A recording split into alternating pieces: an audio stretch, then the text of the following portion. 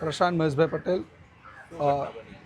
ઘટના એવી બની છે કે ગઈકાલે 3:30 થી 4ની વચ્ચે અક્ષ દીપકભાઈ પટેલ નામનો છોકરો કામ કરતો હતો ક્રિપ્કો કંપનીની અંદર, ઇલેક્ટ્રિક ડિપાર્ટમેન્ટની અંદર, જે મારો ભાણેજ થાય છે, હું એનો મામા થાઉં છું।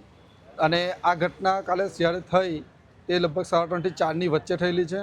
અને આ ઘટના થવા પાછળ કોણ કોણ જવાબદાર છે અને એ બધી માહિતી કોઈ આપી નથી। હજુ કોઈ જાતનું કોઈ અહીંયા આવ્યું નથી કોઈ જાતની કોઈ વાત કરવા માટે આવ્યું નથી, કોઈ કંપનીમાંથી માણસ આવ્યા છે અહીંયા। અને આવું કેમ છે એ બધી જાણકારી અમને જોઈએ છે।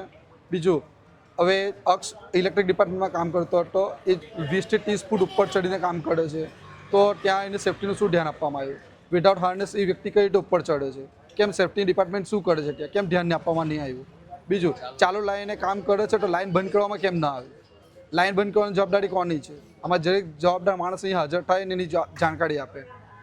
અને બીજું, જે કંપનીમાં આ બધું થાય છે તો કંપની કેમ આવી જવાબદારી લેવા તૈયાર નથી? ગઈકાલે 4 કલાક 6 કલાક રાહ જોયા પછી કંપનીમાંથી એક માણસ આવે છે અને તે બી એવું કહે છે કે કંપની એના માટે જવાબદાર નથી। કેમ, શું કંપનીમાં કોન્ટ્રાક્ટ પર કામ કરવો ગુનો છે? કંપનીને કોન્ટ્રાક્ટ પર કામ કરીએ એટલે બસ ખાલી કોન્ટ્રાક્ટરની જવાબદારી, કંપનીની કોઈ જવાબદારી નહીં, તો કંપનીની અંદર કામ કરવાનો શું મતલબ છે? આટલી મોટી કંપની છે તો કંપનીના આટલા નાના માણસો કામ કરે છે તો એની જવાબદારી કંપનીની કઈ રીતે નથી?